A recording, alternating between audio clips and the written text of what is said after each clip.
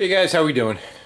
You ever get a project, an idea in your head, and you're thinking about it, and you're mulling it over in your brain, you kind of get all the little pieces of it together, and you're about 60% through what you want to do and how you want to go do it, and then you go to Home Depot and you walk around the aisles of Home Depots for an hour, and you gather little bits and pieces, and you load them up in your cart, and you check out and you bring all the stuff home. You put it all together. It don't work. I do. I tried. My attempt was to make a downdraft paint booth while I'm painting cars and body work or whatever, just to draw the nasties away from you. Everybody's been kind of talking about on the YouTube garage. So I'll go take a little tour of what my attempt was, and I have another idea, but we'll see how that works. Alright, here's what we got. Pile of mess, pile of junk, sawdust, wood, cut off wheels, snacks, square, drill, plastic, and tubing, and more tubing,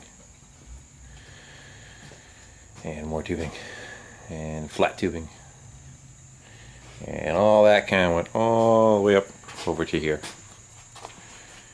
And inside here we have a blast-proof shop fan, and I thought it'd be a great idea to have the shop fan attached to drainage tubing going down to this stuff. It's a flat for the downspouts of your drain, and it's tough stuff. You're supposed to be able to walk on it, you know. It's meant to hold up pretty good. Hooked it all up. Hooked actually two of them up. I was going to have one go to one side and one go to the other, and it has a little transition from the fat. It's probably like 5-inch something, 6-inch, 4-inch, I don't know, 6-inch OD I'd say. And I was going to drill a bunch of holes inside that stuff. Go with like 3/4. The next one making 1-inch holes, and then 1.5 and 2-inch by the end of it, so kind of all have like the same kind of evenness to it. Slide them underneath the car and have it kind of just draw down and draw everything away. It's kind of like how you're supposed to paint a car. And then I'd either put I don't know, vents in my door, or I crack the door open a little bit. I haven't decided that part of it yet. So I hooked it all up. When the fan was by itself, it worked great. Real hard to close the entry door into the garage. It'd fight you to close it, and my garage isn't exactly airtight. I mean, there's an air conditioner in the window, draw air around that, but you know, the fan is the real deal, and it does what it's supposed to do. Unfortunately, it's not bad coming out of the tubes. If you break it right there in the round tube, it's like a shop vac on steroids. The problem is, once you start getting through this guy, there's just too much resistance. Like I had the other end plugged into it, and it's like you hold a piece of paper to it. It just did not have any balls to it at all. So that was my attempt, but it didn't happen. Wah, wah, wah. So I think I'm going to keep that one long section of tubing. I don't have a choice because I already cut into them, but these I can return. That guy right there, I think I'm going to just leave, probably, I might screw it to underneath my cabinet right here, or just put a bungee on it and have it on my cabinet, because this is my welding bench. And I can still use that for a fume extractor for when I'm doing welding over there. And I'm going to make it just so there's 2 wing nuts on it. Take that, there's 2 screws just holding this piece of wood on. What there is, the fan's mounted outside. There is, you can see it right there. That thing is a refrigerator vent, shelf rather, just to keep anything from getting sucked in and getting chopped up in the fan. And these guys are from your roof vent stacks, and I cut them open to accept the rubber boot. But my thinking is I'm probably just going to block this one right off because I don't need it. And when I want to, I'm just going to have 2 studs sticking out with wing nuts on them. I can take this plate right off of here and try to come up with a larger diameter. The thing is 16 inches in diameter, the fan. Just come with like a large evap tube, some kind of tubing. I'm gonna go back shopping and see what I could find, and then just make a platform for it right here, and out of like 2x4s, and then the face of it sits right here, and it'll just draw the air from the front of whatever I'm painting, and it'll just draw it towards that one section of it. And as you can see, I have these plastic that runs around, and that plastic will drop right down onto that, and it'll give vacuum to the enclosed area and keep the paint fumes from gathering around and into all the other areas that I don't want to get paint all over. Plus, keep me from dropping dead too. You know, a lot of talk on trying to keep your paint area safe.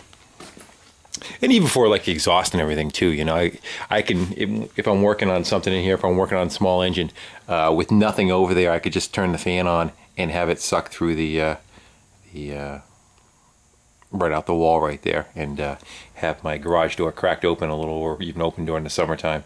It'll just have air flowing right through the shop, instead of trying to place like a fan in this corner, have it kind of go around the shop and blow out the other side of the door. It's just not very effective. Let's take a walk outside and see what the outside of it looks like. Mind you, I tried doing this by myself, so the whole fan assembly probably weighs 60-80 pounds, something like that. And if you ever tried holding an impact gun with a socket and in one in one hand with a lag bolt and the assembly up on your knee while you're trying to stick it to the wall. I know I'm making excuses. Yeah. All right. Need a tire? More of my hoard. Anyway, so I dug a hole against the wall over here, and this is the fan assembly. Yes, it is sitting slightly racked to one side, but too bad. It works. As I said, I was trying to hold this whole assembly up here and start it.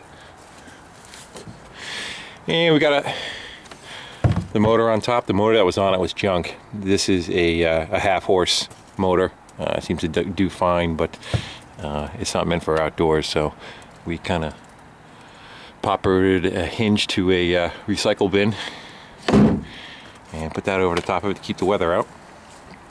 And of course it has the doors that flip open, and the fan on the inside there. So that's what we have on the outside, and as I said, by itself it works excellent.